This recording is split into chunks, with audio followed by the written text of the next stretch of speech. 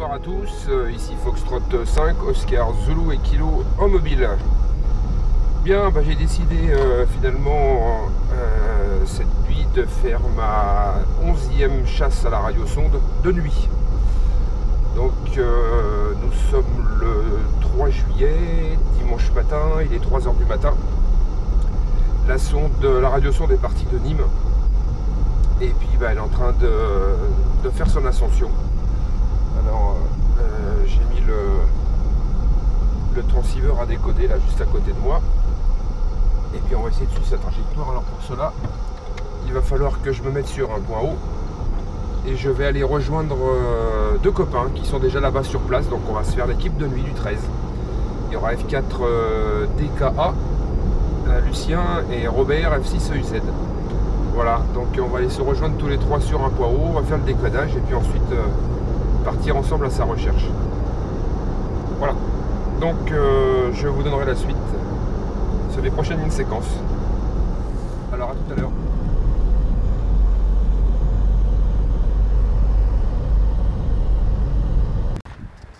Messieurs, bonjour. Salut Lucien. Ça va? Salut Fred. Ça va Robert? Ça va. Ah, voilà, en pleine attente. Ouais, elle a fait une sacrée boucle, hein. T'as vu ça un peu? Ouais. C'est ce que j'ai vu tout à l'heure.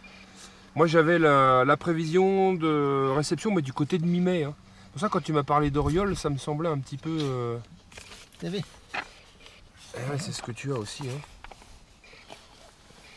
Mais moi je l'avais plus à l'ouest. Écoute, on va bien voir. Hein. Mais du fait qu'elle a fait ce gros crochet là, en fait elle va être plus vers Aubagne.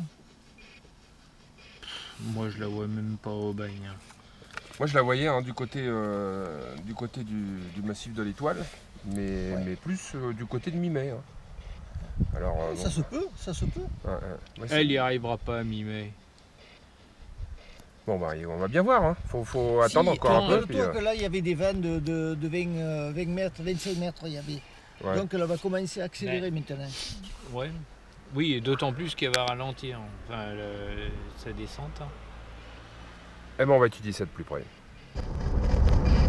Bon, nous avons repris la route puisque la stratégie consiste quand même à s'en rapprocher. Et donc on a fait un relevé, une estimation à peu près de son atterrissage. Donc nous avons quand même patienté pas mal de temps sur notre point haut. Sa prévision est à peu près conforme à ce qu'il y avait sur le relevé papier que l'on a fait avant de partir. Donc maintenant, voilà, on prend la route et on va essayer de s'en rapprocher au maximum. Parce que la problématique ici, c'est que c'est quand même relativement vallonné, voire même montagneux. Donc dès l'instant, la sonde elle passe derrière une montagne, on ne reçoit plus du tout le signal. Hein.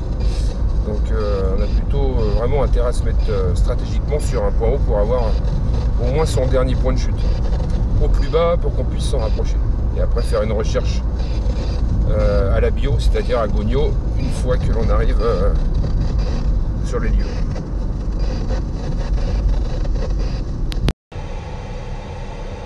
Alors là ça va être un petit peu compliqué parce que elle a atterri. Par conséquent on n'entend plus du tout le signal. Et puis on a quand même un dernier point de relevé à 500 mètres d'altitude. Donc on va tâcher de rentrer sur le GPS ce dernier point de relevé et puis de s'en approcher. Mais j'espère qu'elle s'est pas arrêtée parce qu'on en est, je pense, à pas loin d'un kilomètre ou deux. Et il n'y en a vraiment plus du tout de signal. Hein. On n'entend rien du tout. Je sais pas, on va aller voir ça avec les copains, ce qu'ils ont de leur côté. Et ouais, on n'entend plus du tout là. Bon là c'est normal, j'ai plus d'antenne. Bon alors Lucien, c'est toi notre guide spirituel aujourd'hui. Oh, tu parles d'un guide spirituel.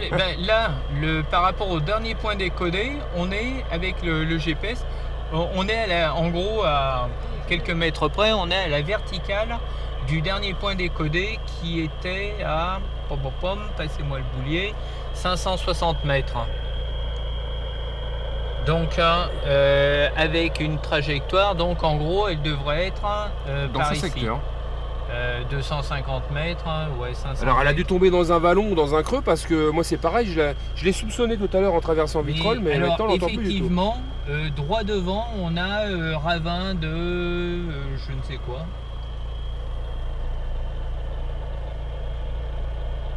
Le ravin de l'Infernay. Ouais. Alors on est en pleine zone d'habitation. D'ici à ce qu'elle soit tombée chez un particulier, il n'y a pas des kilomètres. Alors on va voir. On reçoit le signal quand même relativement fort maintenant, mais ça va pas être simple de la retrouver là. Ouais, enfin, il n'y a pas grand chose. Tom, ça suffit pour te mouiller quand Bah même. là oui, largement. Hein. Bon bah voilà. On s'est muni de nos lampes frontales. Je sais c'est quand même important d'avoir ça, surtout quand on fait une chasse de nuit. Et il reste 200 mètres à faire. Et ben voilà, on va essayer de parcourir le petit chemin là, et puis tâcher de s'en rapprocher. On voit ce que ça donne. On va faire la chasse à la bio maintenant. Hein. Ouais, et c'est pas la source de l'internet, mais de l'infernet.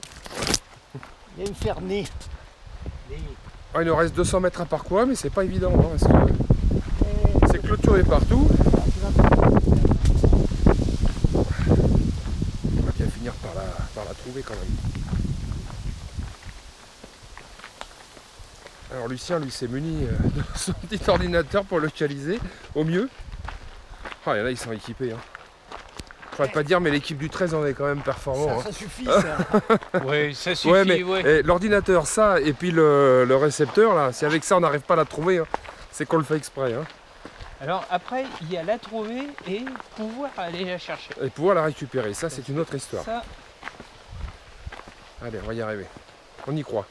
yes. Alors, du vent sur la caméra. On est en plein dans un champ de melons. Ouais, c'est bon, le fil est là. On l'a trouvé, ça y est.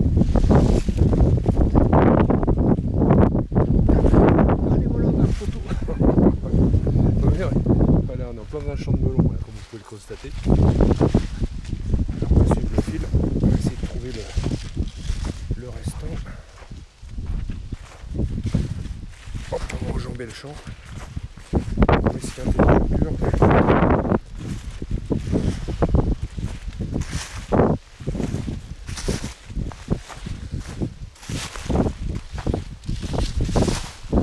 Voilà. Alors, le parachute est là. C'est du melon. On va ramasser tout ça. Il est en lambeaux, hein, le parachute. Là. Ah ben il reste plus rien. Ouais, il reste plus rien. Là. Tout est emmêlé là.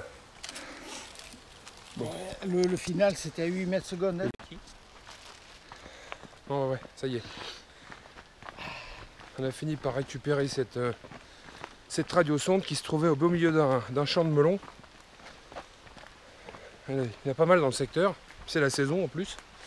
Enfin, c'était pas facile de la trouver parce qu'on a tendance à la confondre avec un melon. C'est grâce au fil. C'est grâce au fil que finalement Une fois de plus. on est tombé dessus. Enfin bon, l'essentiel c'est de l'avoir retrouvé. Ah, c'est grâce au GPS qu'on a trouvé. T'as vu, je suis allé dessus. Droit. Ça aide, hein, c'est vrai que ça aide un peu. Ah, quand même. Je me suis pas trompé d'une oreille. Si, d'une. D'une Oui, oreille, oui, je c'est me vrai, suis c'est vrai. trompé. Merde. Ouais, t'as pas tout voir, regarde. T'aurais mieux fait de le mettre en route, ton GPS, ça t'aurait évité de te prendre l'arbre. Oui, mais Bon bah voilà, bien sympa pour une chasse de nuit, non? oui. Hein Lucien? Ah, celle de nuit, la C'est mieux, c'était la nôtre. Hein. Les insomniaques du 13. Hein, Ah oui, la nôtre c'était, la ouais, nôtre, c'était bien. Parce c'était que rock'n'roll. dans la colline, ça montait comme ça. Au sécateur pour avancer. Ouais. Voilà, non mais bon, ça laisse un bon souvenir. Et puis c'est toujours plus sympa de faire ça entre copains. Mais à mon avis, cette temps-ci, il ne doit pas y avoir grand monde. Hein. On va quand même appeler par acquis de confiance.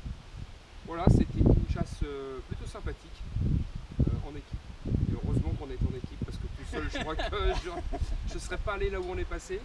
Mais bon, le principal, c'est le résultat final, c'est de l'avoir retrouvé. Bien, alors 73 à tous. Et à une prochaine. Et à une prochaine.